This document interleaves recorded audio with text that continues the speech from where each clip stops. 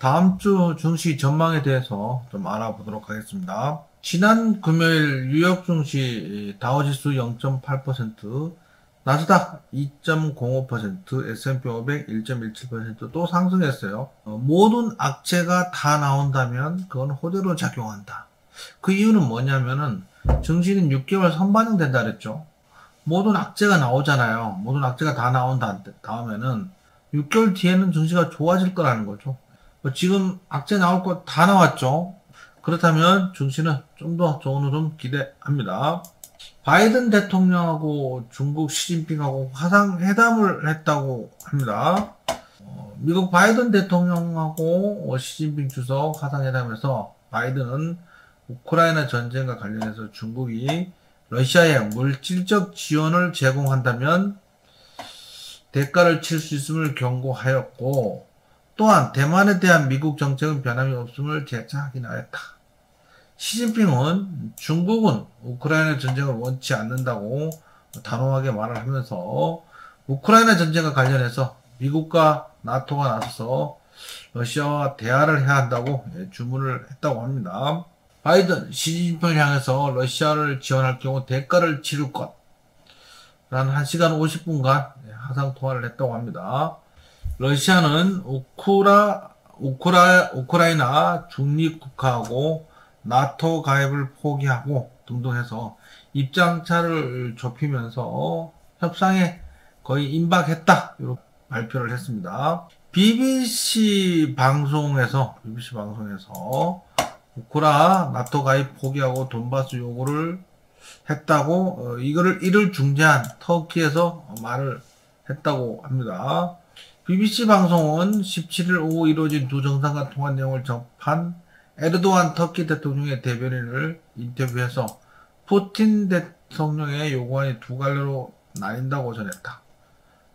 요구안은 우선 푸틴 대통령의 체면을 살려줄 사안이고, 또 다른 하나는 우크라이나 영토에 대한 요구라고 했어요.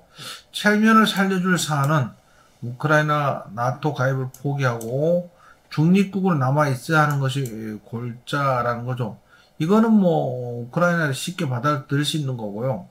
이와 달리 두 번째 종류의 요구안은 타협이 훨씬 어려워 최고위층 결단이 필요한 것들로 평가를 했는데, 푸틴 대통령도 이런 걸 논의하려면 우크라이나와 정상회담이 필요하다고 에르도안 대통령에게 말했다고 전했습니다. 돈바스 지역하고 크림반도 관련된 영토 문제죠. 영토 문제에 대해서는 우크라이나도 쉽게 포기하기가 쉽지 않은 것 같습니다. 예상보다 어렵게 꼬여가고 있으니까 푸틴이 전쟁 중에 장수까지 숙청하는 그런 일들이 벌어지고 있다고 합니다. 자, 러시아 요구를 정리를 하자면 나토에 가입하지 않고 군사적 중립을 유지해라. 우크라이나는 러시아에 이협이 되지 않을 만큼 군 장비 등을 축소해라. 우크라이나 내에서 러시아에 대한 보호 조치를 요구하고, 탈나치아, 우크라이나가 자국 내에서 신나치주의 단속을 요구했고, 초기 젤란스키 정권을 축출 목표를 했는데 예상보다 전쟁이 길어지면서 이걸 포기한 것으로 보이고요. 우크라이나 나토 가입을 포기할 테니 즉각 철수와 휴전을 요구해서 우크라이나에서 향후 러시아 침공 시 동맹국들로부터 보호받을 수 있는 강력한 안보 조항을 요구하게 됐습니다. 우크라이나 입장에서는 이러한 해갑이 보고한 부분인데 타결이 임박했다고 합니다. 요게 타결이 된다고 한다면 원유, 유가가 제자리를 찾아갈 가능성이 많아요. 자, IRIB 방송에 따르면 그 어느 때보다 최종 합의에 가까워지고 있다. 중국이 그 코로나19 확진자 급증으로 인해서 셧다운을 했었죠. 그 심천 부분 봉쇄 조치를 일부분 해제했다. 이런 긍정적인 소식인 거죠. 한국 옷을 만들면 감염된다고, 수입 금지해야 된다고 중국에 또 황당한 주장을 했다고 합니다. 내부의 불만을 한국으로 돌리는 그런 거겠죠. 또 우리나라가 지금 일일 확진자 수가 가장 많죠. 세계에서.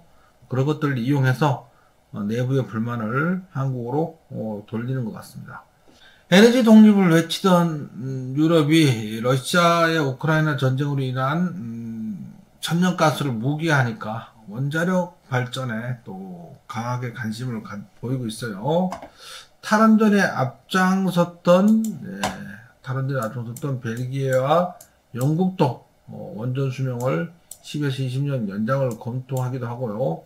핀란드에서도 원전을 40년 만에 첫 가동하기도 했습니다. 자, 국제유가가 90달러까지 내려갔다가 상거래일 만에 100달러를 재돌파했어요.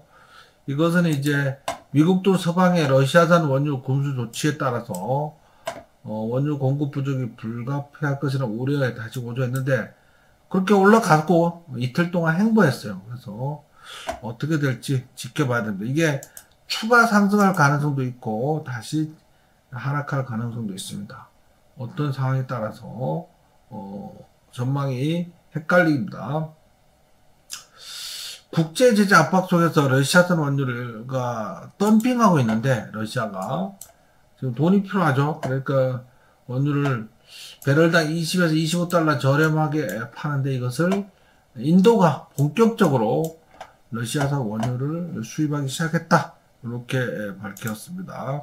다음 주 증시 전망을 간단히 요약을 하면 러시아가 우크라이나와 협상으로 인해서 어느 순간 협상이 타결돼서 철수할 수도 있어요.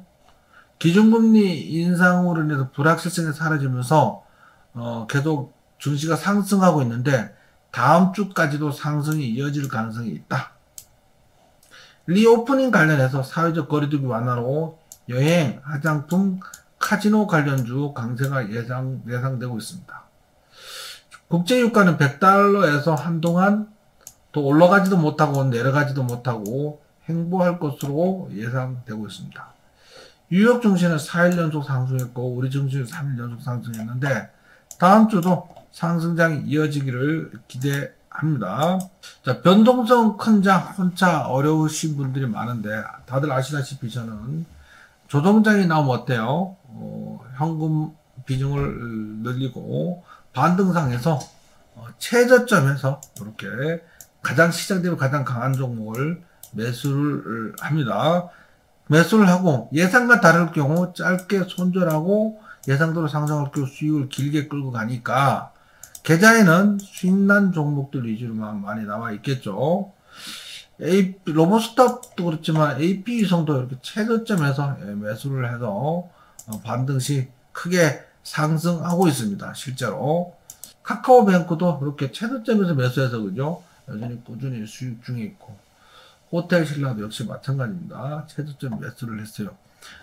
조정장이 나올 때 현금 비중 늘리고 시장 대비 강한 종목 매수해서 수익을 길게 끌고 가는 전략. 저는 이제 여유롭게 하는 거죠. 막 급등하는 종목을 추격 매수하지 않고 그러니까 아무래도 시장을 여유롭게 대응할 수 있습니다.